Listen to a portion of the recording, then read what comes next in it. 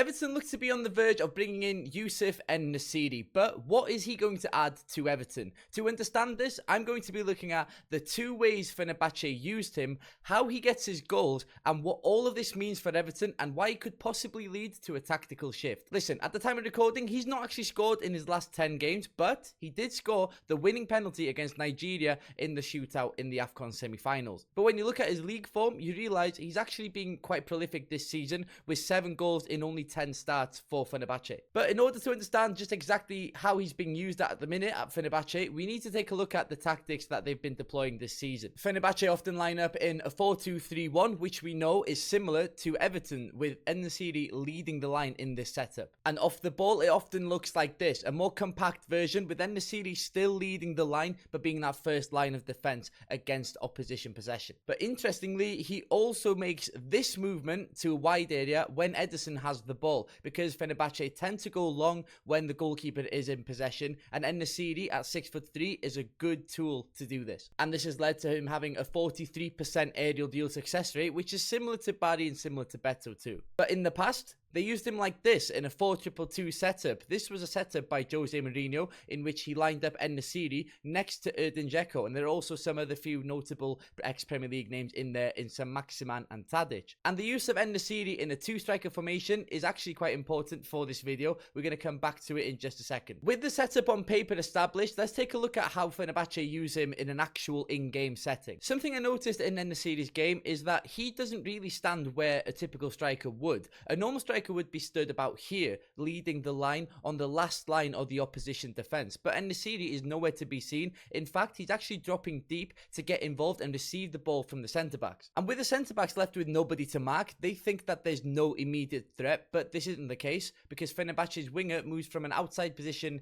into a central one, making a deep run in behind. This is something that Brentford have been doing really well this season too, with Igor Thiago and Kevin Schade having a lot of success through this method. And this isn't just a Fenerbahce instruction, because here with Morocco, he does it to an even more aggressive extent. Starting on the last line of defence by the defenders, before then running towards his own defenders to then go and retrieve the ball. And in doing so, he's attracted the attention of 3 midfielders, leaving a big gap between their defence and their midfield. At Fenerbahce, his strengths are utilised quite well for me, because they often just use him as a backboard. Fenerbahce is a team that have got a lot of attacking midfielders and wingers who are very technical and get goals, so the use of En-Nesyri to highlight these players and bring the best out of them is paramount to their success. Fenerbahce win the ball from an opposition goal kick here, and the ball eventually finds its way to En-Nesyri, but it's quite a difficult ball to control because it's been fired into him at an awkward height. But instead of trying to take a touch, he turns his body and kind of cushions it with the inside of his left foot to then play in his teammate with a through ball. And that leads to a shooting opportunity. What Fenerbahce also have is a player in Anderson Talisca playing as an attacking midfielder who's more of a second striker, so he makes similar movements to that of a classic striker. And you can see them here, both Talisca and En-Nesyri are making runs in behind. But En-Nesyri understands that Talisca also wants to make the movements into central areas, so he's positioned himself on the left half space here, which is a bit wider than you'd expect from a striker of En-Nesyri's profile, who's often seen as a bit of a target man. But En-Nesyri gets the ball here, and he shows that he's actually quite comfortable in bringing his teammates into play once again, with a low-driven cross into Talisca. That's weighted very well, allowing Talisca to hit it first time, and it gets ballooned over, but En-Nesyri did everything he had to do in that situation. En-Nesyri is back to goal here, and he gets on the ball, but there's no chance that he's going to be able to turn and get a shot off because of the proximity of the defender marking him. Instead, without hesitation, he plays a lovely reverse ball into a wide area that gets Fenerbahce behind the opposition defensive line. And it's this ability to do these little things in and around the box, cushion balls into his teammate, bring others into play with his back to goal, and even get involved in build-up play that I don't think our current strikers are able to do. Beto certainly can't do it. Barry may be able to do it in the future, but someone like En-Nesyri, who's 28 and can do it right now, may be needed just over the short term. And now let's look at his goals, and obviously I had to start with this because look at this. There's zero hesitation in the penalty. He plants it bottom left. The goalkeeper goes the same side, but because of the conviction behind the shot, the no stutter, it's able to go past the goalie before he even reacts. And we could have done with this last week, but what can we do? En-Nesyri's got a really good understanding of how to create space and how to interpret space without actually moving all that much. Here he's been man-marked by the defender, and the defender is happy here because he knows that En-Nesyri is never going to turn him with a bit of flair, so the defender is happy to be very tight to En-Nesyri. But what En-Nesyri does is that he slows down, so when the defender starts backing off to defend the depth, En-Nesyri slows down to the point where he's almost walking, to mean that he creates his own space without really moving, because the defender has to drop off just to mark the space. And with that defender then being called into action to deal with other things happening around him, En-Nesyri simply stays in the same spot and engineers space for him. He's in front of the other defender, meaning that he can get a shot off at goal first time. And look, it's between the goalposts. This is where you should position yourself as a striker. Calvert-Lewin at Leeds has been doing this all season and he's been getting rewarded for it. And this one might be my favourite one because En-Nesyri's been marked by a defender here. The defender, the centre-back, can see him. He knows he's touch tight. He knows En-Nesyri and his whereabouts. And En-Nesyri's in a tough spot in between the right back and the right centre back, meaning that there's not much space to work with. But as soon as the ball gets played into this left hand side of Fenerbahce, En-Nesyri makes a darting move away behind that defender and begins working towards the centre of the box, where he should position himself to get the best chance at goal. And because he's made that darting move away, whilst this centre back is still worried about where the ball is, he's now unmarked. And he even finds space between both centre-backs, a space that is very hard to come by at any level of professional football. And look where that leaves him. He's in the 6-yard box in between the goalposts with an easy chance to score. But that easy chance to score was only manufactured through his smart and intelligent movement of where he expects the ball to be. Earlier on, we spoke about the 4-2-2 formation under Jose Mourinho, a formation that had actually 2 target men in En-Nesyri and Dzeko playing up top. But it actually was quite successful for Jose Mourinho before he inevitably got sacked like he always does. And this is how they did it. He's playing up top with Dzeko here, and the difference in both of their movements and the understanding that they have together to target 2 different areas of the box is crucial. Because Dzeko here makes a run across the centre-backs, looking for a little ball slipped in that he can hit first time on goal.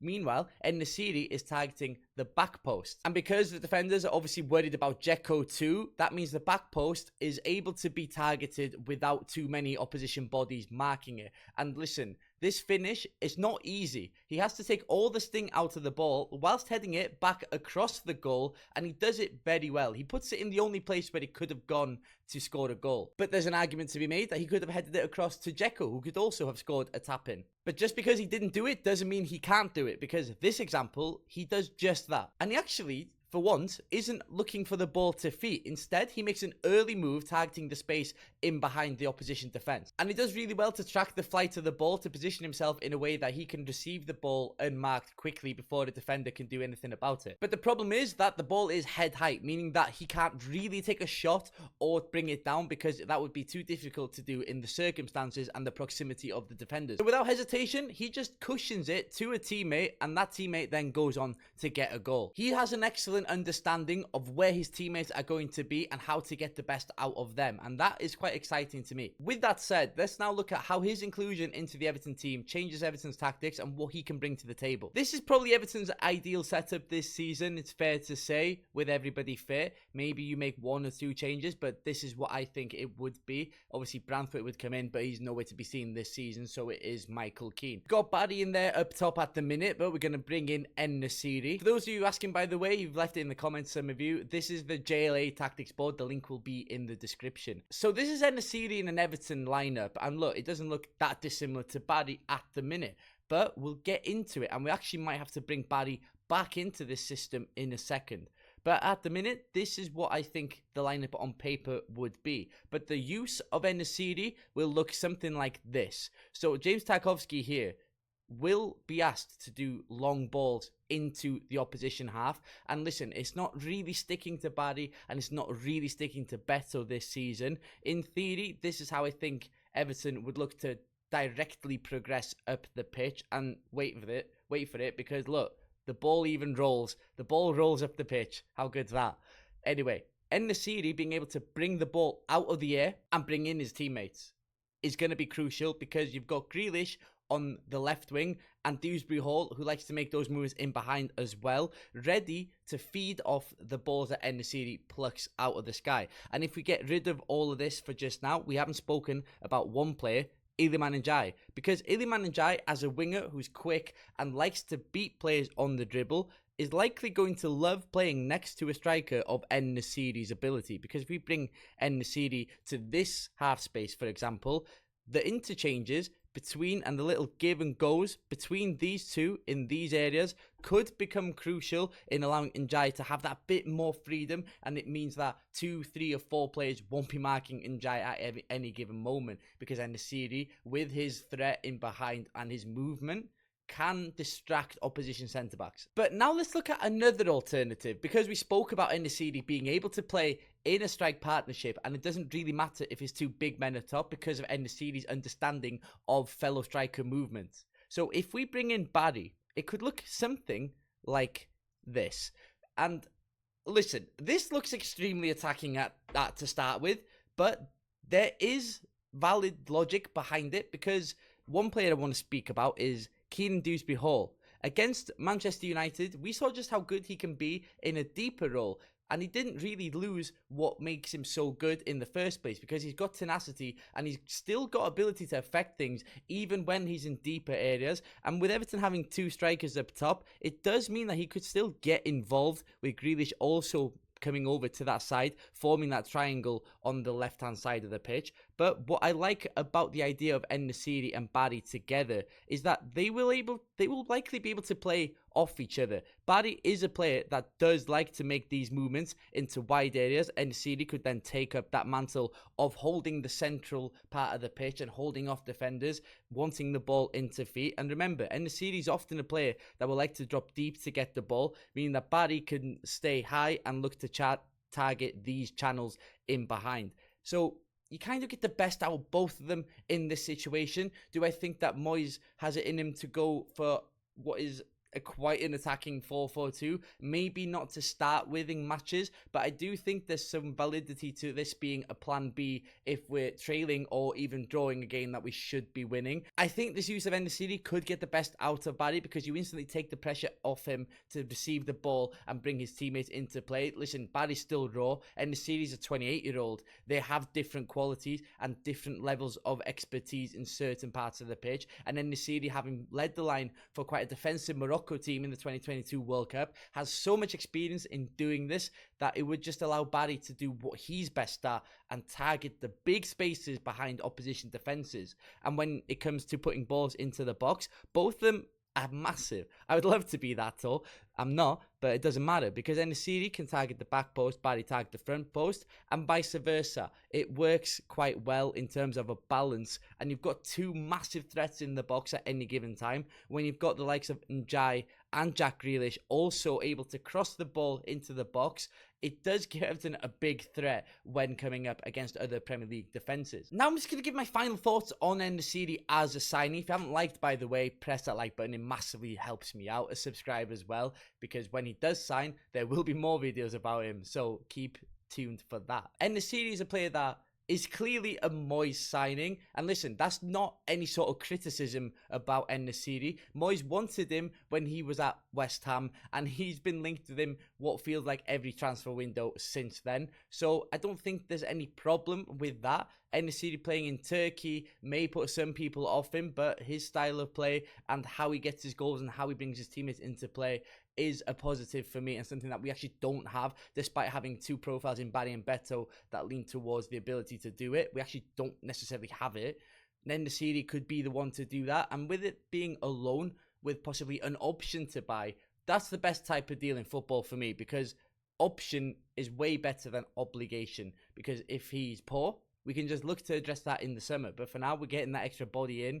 And listen, he could catch fire and be unreal, and then we sign him. But I think as a player, there's not much problem with this signing. And I'm actually quite happy for him to come in because of what he can offer in the final third.